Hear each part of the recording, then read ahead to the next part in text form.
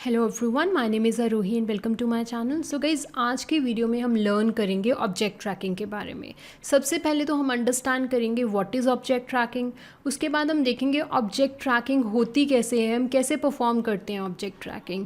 उसके बाद हम ऑब्जेक्ट ट्रैकिंग के डिफरेंट एल्गोरिदम्स देखेंगे कि कौन कौन से एल्गोरिदम्स हैं जिनको यूज़ करके हम ऑब्जेक्ट ट्रैकिंग परफॉर्म कर सकते हैं। And then we will also discuss कि कौन सा ऑब्जेक्ट ट्रैकिंग एल्गोरिदम हमें कब यूज़ करना चाहिए। एंड फाइनली हम प्रैक्टिकल इम्प्लीमेंटेशन देखेंगे जिसमें हम पर्सन्स को ट्रैक करेंगे। So let's start by understanding what is object tracking. So object tracking means जब हम किसी ऑब्जेक्ट को ट्रैक करते हैं किसी वीडियो के फ्रेम्स में। अभी वीडियो किसकी बनती है? फ्रेम्स की बनती है। तो अगर आप ये एग्जाम्पल देखो, इस एग्जाम्पल में देखो, ये एक वीडियो के ना फ्रेम्स हैं। तो ये वाला जो है ये है फ्रेम 1, ये फ्रेम 2, ये फ्रेम 3 है उसका, ये 4th फ्रेम है, ये 5th फ्रेम है, ये 6th, 7, 8 एंड 9। सो ये एक वीडियो के 9 फ्रेम्स हैं। कभी भी आप कोई भी ऑब्जेक्ट ट्रैकिंग एल्गोरिदम यूज़ करते हो ना, तो फर्स्ट टास्क हमेशा यही होता है कि फर्स्ट फ्रेम जो होगा वीडियो का या रियल टाइम कैमरा की इनपुट है, आप ना फर्स्ट फ्रेम के अंदर सबसे पहले ऑब्जेक्ट को डिटेक्ट करते हो। तो उसके लिए ऑब्जेक्ट डिटेक्शन के लिए हम क्या करते हैं? ऑब्जेक्ट डिटेक्शन एल्गोरिदम यूज़ करेंगे। तो जैसे अगर हम ये फर्स्ट फ्रेम की बात करें तो हम पर्सन ट्रैकिंग करना चाहते हैं आज, तो हमें सबसे पहले पर्सन्स को डिटेक्ट करना पड़ेगा। तो ये फर्स्ट पर्सन है, फिर यहाँ पर ये वाला जो है ये सेकंड पर्सन है, एंड यहाँ पर ये वाला जो है ये थर्ड पर्सन है। तो हमने फर्स्ट फ्रेम के अंदर सबसे पहले ऑब्जेक्ट्स को डिटेक्ट कर लिया। तो अब जब ऑब्जेक्ट को डिटेक्ट कर लिया ना, फिर हम ट्रैकिंग एल्गोरिदम इस पे लगाएंगे। तो वो ट्रैकिंग एल्गोरिदम ना हर एक ऑब्जेक्ट को एक सेपरेट आईडी प्रोवाइड कर देता है। जैसे उसको 1 दे दिया आईडी, इसको 2, एंड इस थर्ड ऑब्जेक्ट को उसने 3 आईडी दे दिया। अब हम नेक्स्ट वाले जो फ्रेम्स होंगे ना, उनमें इन तीनों ऑब्जेक्ट्स को फॉलो करेंगे। ठीक है, तो जैसे ये वाला जो ऑब्जेक्ट है, इस ऑब्जेक्ट ये ऑब्जेक्ट यहाँ पे, यहाँ इस सेकंड फ्रेम में ये ऑब्जेक्ट कहाँ है? यहाँ पे। ठीक है, एंड ये वाला जो ऑब्जेक्ट है ये कहाँ है? यहाँ पर है। थर्ड वाला जो ऑब्जेक्ट है वो कहाँ है? यहाँ पर है। राइट। तो अब इसको आईडी 1, इसको आईडी 2 और इसको आईडी 3 दी थी। तो यहाँ पे भी इनकी आईडी क्या होगी? सेम आईडी होगी, 1, 2 एंड 3। तभी तो आप उनमें डिफ्रेंशिएट कर पाओगे। राइट। तो हर ऑब्जेक्ट की एक डिफरेंट आईडी होगी, और वो आईडी कौन प्रोवाइड करता है? Tracking algorithm. राइट। तो अब सेम सेकेंड फ्रेम हो गया। अब थर्ड फ्रेम में भी हम इन्हीं वाले ऑब्जेक्ट्स को, ये वाला ऑब्जेक्ट यहाँ पर है, ये पर्सन यहाँ पर है, ये थर्ड वाला पर्सन यहाँ पर है। तो सेम इनकी आईडी यहाँ पे भी क्या हो गई? 1, 2, 3 हो गई। ठीक है, हम ट्रैक कर रहे हैं। देखो, सेम पर्सन्स को हमने सेकंड फ्रेम में भी ट्रैक किया, थर्ड फ्रेम में भी ट्रैक किया। अब जब आप फोर्थ फ्रेम देख रहे हो, आप देख रहे हो फोर्थ फ्रेम में एक नया पर्सन आ गया। ये वाले 3 पर्सन तो पहले से ही हैं फ्रेम्स में। अब ये जो फोर्थ पर्सन है ये यहाँ पर न्यू है। तो हम यहाँ पे दोबारा से ऑब्जेक्ट डिटेक्शन एल्गोरिदम यूज़ करेंगे, जो कि ये वाला जो हमारा ऑब्जेक्ट डिटेक्शन एल्गोरिदम होगा ना, वो इस ऑब्जेक्ट को डिटेक्ट करेगा। ठीक है, जब उसने इस ऑब्जेक्ट को डिटेक्ट कर लिया तो फिर ट्रैकिंग एल्गोरिदम इसको कोई आईडी असाइन कर देगा। तो लेट्स से वो ना इस पर्सन को जो आईडी असाइन करता है वो है 4। अब इस पर्सन की आईडी क्या हो गई? 4। अब जो 5th फ्रेम है उसमें हम इस पर्सन को भी ट्रैक करेंगे, और ये वाले जो 3 पर्सन हैं इनको भी ट्रैक करेंगे। बट आप देख रहे हो कि 5th फ्रेम में एक और पर्सन ऐड हो गया, यहाँ पे देख रहे हो। तो अब अगेन ऑब्जेक्ट डिटेक्शन एल्गोरिदम इसको डिटेक्ट करेगा, फिर ट्रैकिंग एल्गोरिदम इसको भी आईडी असाइन कर देगा। अब हमारे केस में क्या है? इस पर्सन की आईडी 1 है, इसकी 2 है, ये 3 आईडी है, इस पर्सन की आईडी 4 है, एंड इसको उसने 6 या 5 आईडी असाइन कर दी। सो इस तरह से ऑब्जेक्ट ट्रैकिंग एल्गोरिदम जो होता है वो ऑब्जेक्ट्स को ट्रैक करता रहता है आगे वाले जो नेक्स्ट फ्रेम्स आएंगे वीडियो के उसमें। तो this is called object tracking. अब हम देखते हैं कि जब हम ट्रैकिंग परफॉर्म करते हैं तो कौन से जो कॉमन प्रॉब्लम्स हैं जो हमें फेस करनी पड़ती हैं। तो अब आप इस एग्जाम्पल में देखो, ये फर्स्ट फ्रेम है, सपोज ये सेकेंड फ्रेम है। यहाँ पर ना आप नोट करो the person with the red top. ठीक है, तो उसको आप नोट करोगे, अभी वो यहाँ पे है इस फ्रेम में। इस फ्रेम में वो देखो जो पर्सन थी रेड टॉप वाली, वो पार्शियली अक्लूडेड है by the person who is wearing a white jacket, right.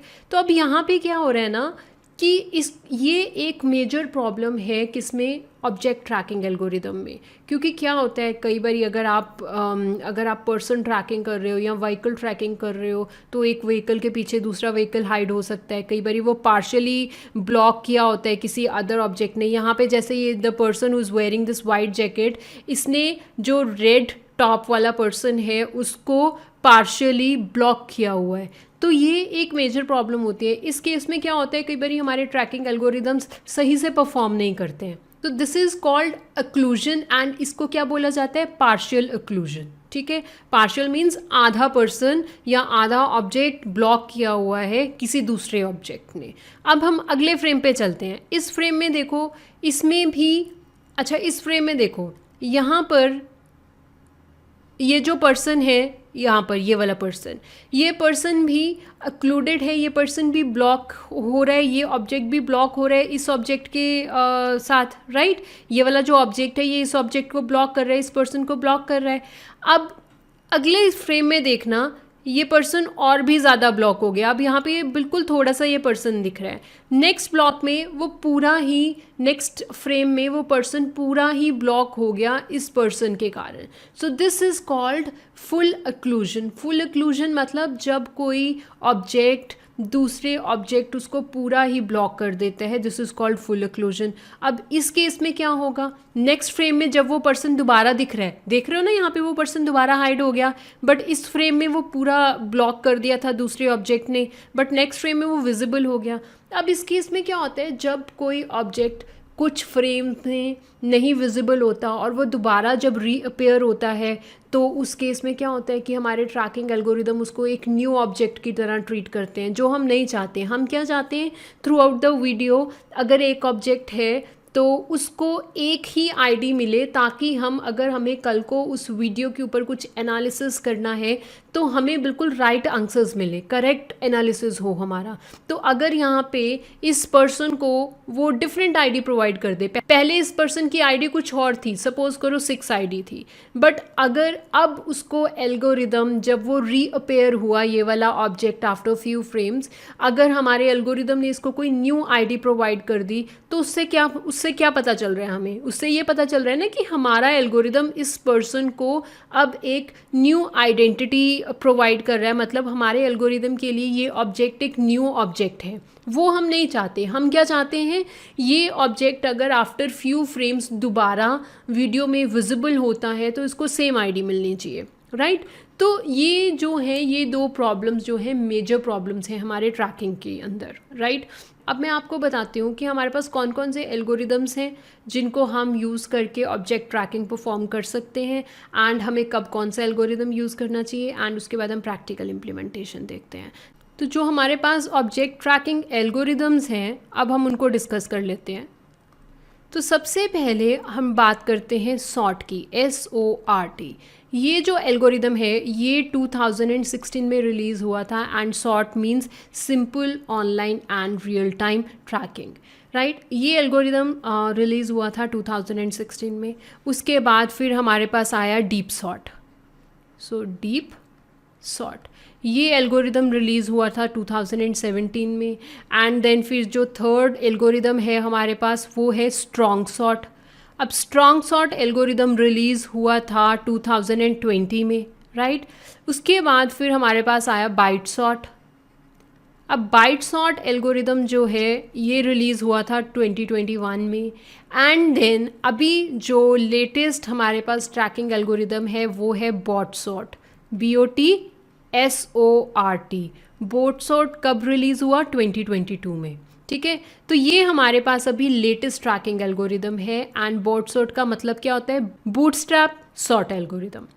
तो अभी हमारे पास ये एल्गोरिदम्स हैं जिनके थ्रू हम ऑब्जेक्ट ट्रैकिंग परफॉर्म कर सकते हैं। आज की वीडियो में हम ये वाले 2 एल्गोरिदम्स यूज़ करने देखेंगे कि कैसे यूज़ किया जाता है, और मेरी अपकमिंग वीडियोस में मैं आपको दिखाऊंगी कि strong sort, deep sort and sort अगर हमें इनके साथ भी ऑब्जेक्ट ट्रैकिंग परफॉर्म करनी है तो कैसे करनी है।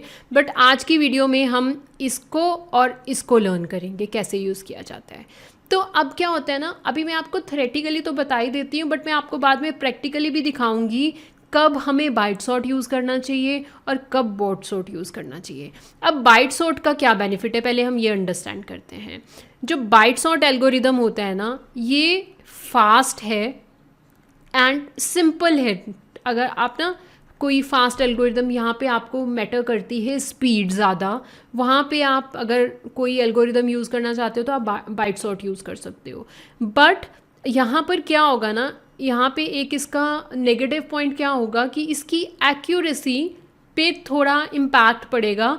ठीक है, क्यों? क्योंकि ये फास्ट एल्गोरिदम है, यहाँ पे हम थोड़ी कॉम्पिटिशन्स कम कर रहे हैं, तो यहाँ पे ना इसकी एक्यूरेसी पे थोड़ा फ़र्क पड़ेगा। बट अगर हम बात करें इसकी बॉट सॉर्ट एल्गोरिदम की, बॉट सॉर्ट एल्गोरिदम कब बेस्ट होता है, अगर आप किसी प्रॉब्लम पे काम कर रहे हो, यहाँ पे आपको लगता है कि एक्लूजन की प्रॉब्लम हो सकती है। रिमेंबर एक्लूजन मैंने क्या बोला था, जब कोई एक ऑब्जेक्ट दूसरे ऑब्जेक्ट को ब्लॉक कर देता है, पार्शियल एक्लूजन या फुल एक्लूजन। ठीक है, तो वो अगर आपका कोई, आप ऐसी प्रॉब्लम पे काम कर रहे हो, किसी ऐसे प्रोजेक्ट पे काम कर रहे हो जहाँ पे आपको पता है कि एक्लूजन की प्रॉब्लम ज़्यादा रहेगी, ठीक है, वहाँ पे आप बॉट सॉर्ट यूज़ कर सकते हो। या फिर और जैसे कि मैंने एक और बात बोली थी आपको, री आइडेंटिफिकेशन। ये क्या चीज़ हुई, जैसे सपोज़ करो अगर कोई ऑब्जेक्ट एक फ्रेम में है, फिर नेक्स्ट 2 फ्रेम्स में नहीं है, बट फिर 4th फ्रेम में दोबारा रीअपेयर हो गया, ठीक है, तो वो उसको, हमारा जो एल्गोरिदम है उसको री आइडेंटिफाई कर ले कि ये सेम ऑब्जेक्ट है जो 3 फ्रेम्स पहले था, ये वही वाला ऑब्जेक्ट है, और उसको वो सेम आईडी प्रोवाइड कर दे, तो वो होता है री आइडेंटिफिकेशन।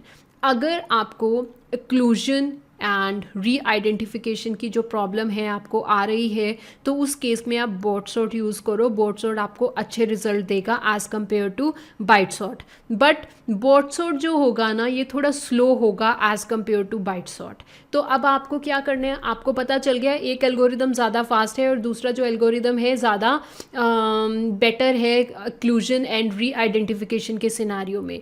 तो अब आपको देखना है कि आप कैसी प्रॉब्लम पे काम कर रहे हो। सपोज़ करो आप काम कर रहे हो कि आपको बहुत क्राउडेड सीन्स हैं, जैसा आपका प्रोजेक्ट है उसमें क्या है, बहुत क्राउडेड सीन्स वाला वीडियो या रियल टाइम कैमरा इनपुट आप अपने एल्गोरिदम को दे रहे हो। तो वहाँ पे क्या होगा, जहाँ पे क्राउडेड सीन्स है वहाँ पे एक्लूजन ज़्यादा होगा, तो आपको बॉट सॉर्ट यूज़ करना चाहिए। अब आप बाइट सॉर्ट यूज़ करते हो, सपोज़ करो आप किसी कंपनी में कैमरा लगा हुआ है, ठीक है, वो कंपनी में जो कैमरा लगा हुआ है ना, वो कन्वेयर बेल्ट पे सपोज करो बॉटल्स बन रही हैं, बॉटल्स को ट्रैक कर रहे हैं और एक टाइम पे एक ही बॉटल आएगी, राइट। तो बड़ा क्लीन प्रोसेस है, कोई एक्लूजन का प्रॉब्लम नहीं आएगा। एक टाइम पे एक बॉटल आ रही है, उसको ट्रैक करो, फिर सेकंड बॉटल आएगी, उसको ट्रैक करो, तो वो बहुत क्लीन प्रोसेस है। तो वहाँ पे आपको बॉट सॉर्ट की यूज़ नहीं है, वहाँ पे आप बाइट सॉर्ट यूज़ कर सकते हो क्योंकि वो फास्ट है, ठीक है, और वहाँ पे एक्यूरेसी तो अच्छी आ ही जाएगी क्योंकि वहाँ पे एक्लूजन या री आइडेंटिफिकेशन की प्रॉब्लम आपकी आ नहीं रही है।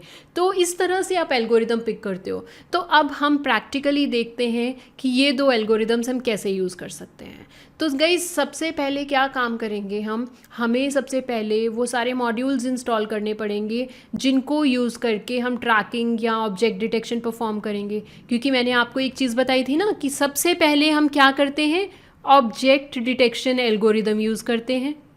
ऑब्जेक्ट डिटेक्शन एल्गोरिदम की हेल्प से हम क्या करते हैं, जो फ्रेम 1 होगा उसमें से हम ऑब्जेक्ट डिटेक्ट करेंगे, फिर वो सारे ऑब्जेक्ट्स को हमने ट्रैक करना है, एंड ट्रैक के लिए हम क्या करेंगे, ट्रैकिंग एल्गोरिदम यूज़ करेंगे, ठीक है। एंड ट्रैकिंग एल्गोरिदम मैंने कौन सा बताया हम यूज़ कर रहे हैं आज हम यूज़ करेंगे ट्रैकिंग एल्गोरिदम। सबसे पहले हम बाइट सॉर्ट यूज़ करेंगे एंड उसके बाद हम यूज़ करेंगे बॉट सॉर्ट। तो ये 2 एल्गोरिदम हम यूज़ करने, byte track and bot SORT, ये 2 एल्गोरिदम हम आज यूज़ करने वाले हैं। तो फर्स्ट थिंग क्या होएगी, आपका इन्वायरमेंट रेडी होना चाहिए कोड को रन करने के लिए। मतलब आपके पास वो सारे मॉड्यूल्स इंस्टॉल होने चाहिए जिनको यूज़ करके आप ट्रैकिंग परफॉर्म करोगे। आज के ट्यूटोरियल में हम जो पैकेज यूज़ कर रहे हैं वो कौन सा यूज़ कर रहे हैं, हम यूज़ कर रहे हैं अल्ट्रालिटिक्स पैकेज। आप सिर्फ इस पैकेज को इंस्टॉल करोगे, आप लिखोगे पिप इंस्टॉल अल्ट्रालिटिक्स और ये पैकेज इंस्टॉल हो जाएगा, एंड दैट्स इट गाइज। इसके बाद आप ऑब्जेक्ट ट्रैकिंग परफॉर्म कर सकते हो। तो हम ये ट्राई करते हैं। सबसे पहले हम कमांड प्रॉम्प्ट ओपन करेंगे, अब हम उस ड्राइव में जाएंगे जहाँ पे हमारा कोड है। तो गाइज़ मैं ऑलवेज़ रिकमेंड करती हूँ किसी सेपरेट इन्वायरमेंट में काम करना, तो मैंने सेपरेट इन्वायरमेंट क्रिएट करा हुआ है योलो 11 फोल्डर के अंदर। तो मैं योलो 11 फोल्डर में आ गई। आप देखोगे योलो 11 फोल्डर में ना ये मेरे इन्वायरमेंट का नाम है, ठीक है। तो मैं इस इन्वायरमेंट को एक्टिवेट करूँगी और जो मैं आज का कोड कर रही हूँ ना वो ट्रैकिंग फोल्डर में है। तो आप क्या करोगे, एक फ़ोल्डर बना लेना ट्रैकिंग नाम का, उस फोल्डर के अंदर जो भी मेरा कोड होगा आज का मैं उस फोल्डर के अंदर कर रही हूँ, ठीक है। तो यहाँ पे हम अब इस इन्वायरमेंट को एक्टिवेट करते हैं। इन्वायरमेंट एक्टिवेट हो गया। अब यहाँ पे आपको, अगर आपको इन्वायरमेंट नहीं क्रिएट करना गाइज, आपके पास अगर पाइथन है, सिंपल उस पाइथन पे आप रन करो पिप इंस्टॉल अल्ट्रालिटिक्स एंड आप एंटर कर दो तो अल्ट्रालिटिक्स इंस्टॉल हो जाएगी। मेरे पास ऑलरेडी इंस्टॉल्ड है ये, तो रिक्वायरमेंट ऑलरेडी सेटिस्फाइड आ जाएगा। उसके बाद जब अल्ट्रालिटिक्स इंस्टॉल हो जाएगी तो जो मैं कोड आपको दिखाने जा रही हूँ वो जुपिटर नोटबुक पे दिखा रही हूँ।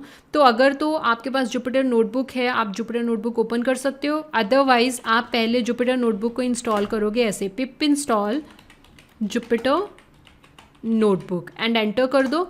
जुपिटर नोटबुक इंस्टॉल हो जाएगी। मेरे केस में जुपिटर नोटबुक ऑलरेडी इंस्टॉल्ड है, इसलिए रिक्वायरमेंट सेटिस्फाइड आ रहा है। अब जब जुपिटर नोटबुक इंस्टॉल हो गई, अल्ट्रालिटिक्स भी इंस्टॉल हो गया, अब हम जुपिटर नोटबुक ओपन करेंगे और उसमें कोड करेंगे।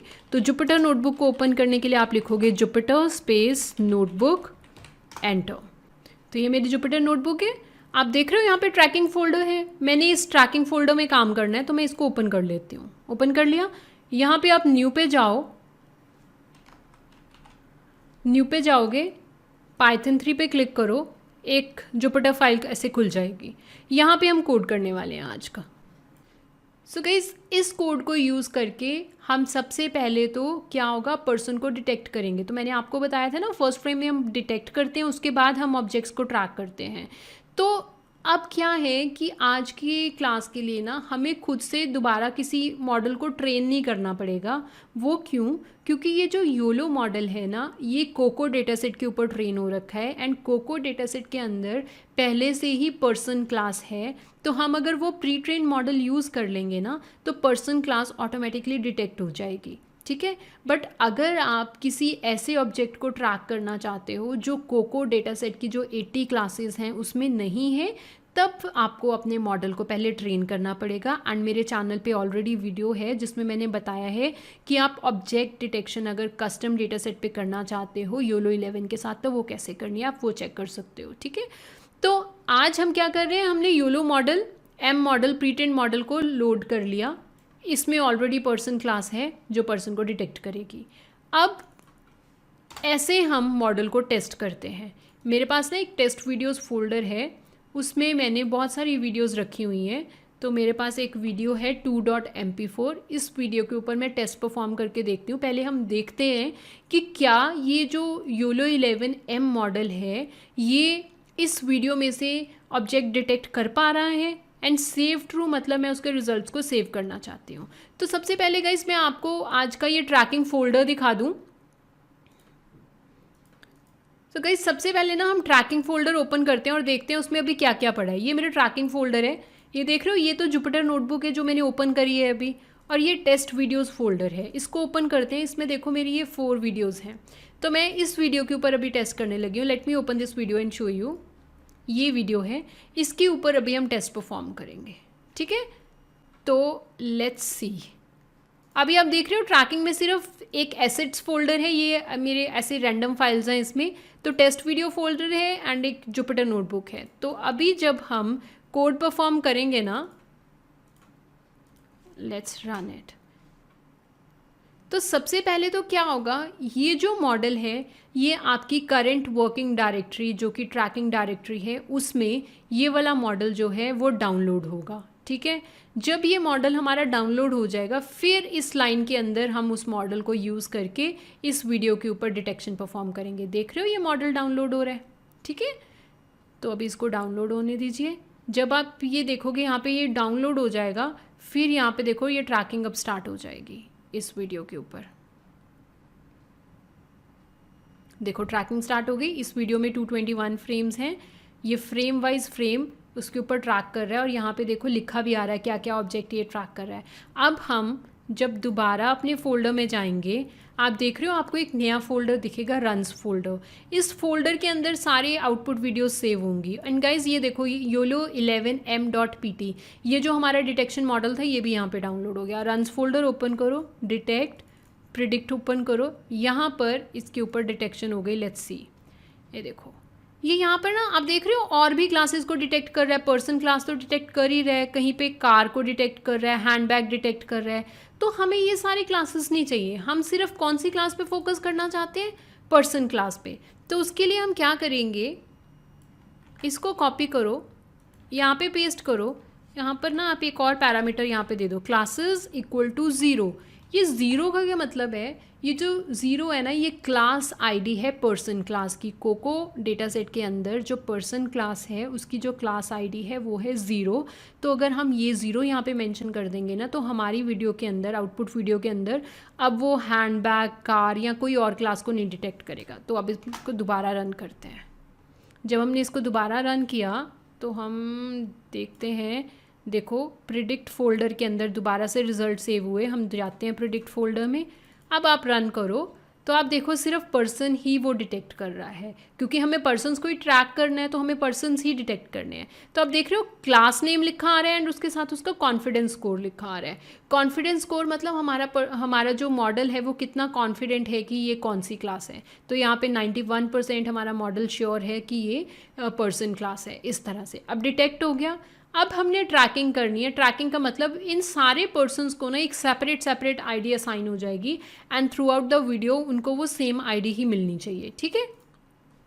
तो अब हम ट्रैकिंग के लिए क्या करेंगे, अब हम यहाँ पे ट्रैक करते हैं। तो मैंने आपको बताया था कि हम 2 मॉडल्स यूज़ करेंगे या 2 ऑब्जेक्ट ट्रैकिंग मॉडल यूज़ करेंगे। तो यहाँ पे जो मैं सबसे पहले आपको दिखा रही हूँ, देखो ये सिंगल लाइन से ट्रैकिंग हो जाएगी। यहाँ पे जो हम ट्रैकिंग कर रहे हैं ना, वो किससे कर रहे हैं, बोट सॉर्ट एल्गोरिदम से। एंड मैंने आपको क्या बताया था बोट सॉर्ट का, बोट सॉर्ट किस लिए बेस्ट होता है, एक्लूजन एंड री आइडेंटिफिकेशन की अगर प्रॉब्लम है तो उसके लिए बोट सॉर्ट एल्गोरिदम बेस्ट होता है, बट इसकी स्पीड थोड़ी कम होती है। तो सबसे पहले हम देखते हैं जो बोट सॉर्ट मॉडल है उससे हमें कैसी आउटपुट मिलती है, ठीक है। तो हमने क्या किया, model dot track, that's it, you just need to put this track over here. उसके बाद यहाँ पे आप सोर्स दे दो। हम सेम वीडियो के ऊपर टेस्ट कर रहे हैं 2.mp4। इसको रन करते हैं, देखो रन हो रहा है। तो जो इसकी आउटपुट है वो देखते हैं कहाँ सेव हो गई। अब आप प्रिडिक्ट फोल्डर में जाके देखो दोबारा से आउटपुट यहाँ पर, तो आपको जो आउटपुट दिखेगी, अब मैं इसको एक बार स्टॉप करती हूँ। देख रहे हो आप, आईडी असाइन हो रखी है सबको, ID 1, ID 14, ID 2, ID 7, ये जो पर्सन यहाँ पे बैठा हुआ है इसकी ID 6, हर पर्सन को एक आईडी असाइन हो गई, ठीक है। ये तो हो गया ट्रैक करना, इस तरह से ट्रैकिंग होती है। अब अगर आपको बोट सॉर्ट एल्गोरिदम नहीं यूज़ करना यहाँ पे और आप चाहते हो, आप बाई ट्रैक एल्गोरिदम यूज़ करना चाहते हो, तो वो कैसे करेंगे। तो अब हम यहाँ पे बाई ट्रैक को यूज़ करने का ट्राई करते हैं। देखो सारा कोड सेम है, इसी वीडियो पे टेस्ट कर रहे हैं। परसिस्ट ट्रू है, शो ट्रू मतलब अभी स्क्रीन पे साथ के साथ उसकी आउटपुट भी आपको दिख जाएगी। एंड यहाँ पे देखो ट्रैकर में मैंने क्या नाम दे दिया, byte track dot YAML, that's it. आपको सिर्फ ये मेंशन करना है यहाँ पे। अब क्या होगा, जो ट्रैकिंग होगी वो किससे होगी, बाई ट्रैक एल्गोरिदम से होगी। जो पहले वाली ट्रैकिंग थी वो हुई थी बॉट सॉर्ट से, ये है बाइट सॉर्ट से, बाई ट्रैक से। अब इसको रन करते हैं तो ये देखो साथ के साथ यहाँ पे आपको आउटपुट भी दिख रही है। अगर आप शो ट्रू लगा दोगे तो आप साथ के साथ ना ऐसे आउटपुट भी देख सकते हो स्क्रीन पे। ये जो मॉडल है ये थोड़ा फास्टर है as compare to bot SORT. अब गाइज मैंने आपको बोला था कि हम कंपेयर करेंगे। अभी तक जो मैंने आपको बाइट सॉर्ट एल्गोरिदम दिखाया, जो बोट सॉर्ट एल्गोरिदम की आउटपुट दिखाई, तो वहाँ पे हमें इतना ज़्यादा पता नहीं चल रहा कौन सा ज़्यादा एक्यूरेट है या किसकी ज़्यादा स्पीड है। तो अब हम वो चीज़ चेक करेंगे। तो अब हम क्या करना चाहते हैं, सपोज़ करो आपको सबसे पहले ना हम ये कोड लिखते हैं, एक इस कोड को एक्सप्लेन करती हूँ, फिर मैं बताती हूँ हम इसमें क्या कर रहे हैं। तो सबसे पहले तो हमने ये सारे रिक्वायर्ड मॉड्यूल्स को इंपोर्ट कर लिया। यहाँ पे हम YOLO-M मॉडल यूज़ कर रहे हैं। इस वीडियो के ऊपर मैं टेस्ट परफॉर्म करना चाहती हूँ। एंड यहाँ पे मैं क्या कर रही हूँ, YOLO11 के साथ ना OpenCV यूज़ कर रही हूँ। तो OpenCV मॉड्यूल के थ्रू हम सारे फ्रेम्स 1 by 1 रीड करेंगे एंड उन सभी फ्रेम्स के ऊपर 1 by 1 हम डिटेक्शन एंड ट्रैकिंग परफॉर्म करेंगे। एंड हम आउटपुट वीडियो भी सेव कर रहे हैं। तो हर फ्रेम के लिए ना मैं उनका टाइम जानना चाहती हूँ कि कितना FPS है, कौन सा एल्गोरिदम कितना टाइम ले रहा है प्रोसेस करने में, तो उसके लिए मैंने ये लिख दिया। यहाँ पे देखो if cap is open, that means अगर हमने यहाँ पे हम क्या कर रहे हैं, फ्रेम्स रीड करेंगे। यहाँ पे देखो 1 बाय 1, ठीक है, सारे फ्रेम्स रीड करके हम हर एक फ्रेम के ऊपर ये मॉडल डॉट ट्रैक चला रहे हैं, फिर उनके रिजल्ट्स को स्टोर कर रहे हैं। इसी तरह से जब तक कि फ्रेम्स हैं किसी वीडियो में हम उन फ्रेम्स के ऊपर काम कर ही जा रहे हैं, ठीक है। तो फिर यहाँ पे इसके थ्रू हम वीडियो के ऊपर हर फ्रेम के ऊपर शो कर रहे हैं कितना FPS है या कितना प्रोसेसिंग टाइम लग रहा है उनको। तो इस कोड को मैं रन करती हूँ। तो यहाँ पे हमने कौन सा मॉडल यूज़ कर रखा है, देखो ये चीज़ लिखी हुई है मॉडल डॉट ट्रैक। तो इसका मतलब मैंने क्या बताया था, डिफ़ॉल्ट ट्रैकिंग एल्गोरिदम कौन सा है, बोटसॉर्ट। तो इसको हम रन करेंगे तो बोटसॉर्ट से आउटपुट आएगी। चेक करते हैं, इसको रन करते हैं और देखते हैं कि जो बोटसॉर्ट है वो कितने FPS, क्या FPS मिल रहा है हमें और क्या प्रोसेसिंग टाइम मिल रहा है हर फ्रेम का। तो ये आउटपुट है। FPS देखो 14, 15, 16, 17 इतना रह रहा है, एंड ये प्रोसेसिंग टाइम है जाकि जो कि इतना सेकेंड्स है, ठीक है। तो अब हम देखते हैं सेम कोड को किसके साथ, जो सेकंड एल्गोरिदम था जो है ट्रैकर में बाई ट्रैक। अब बाई ट्रैक के साथ देखते हैं कि क्या स्पीड है।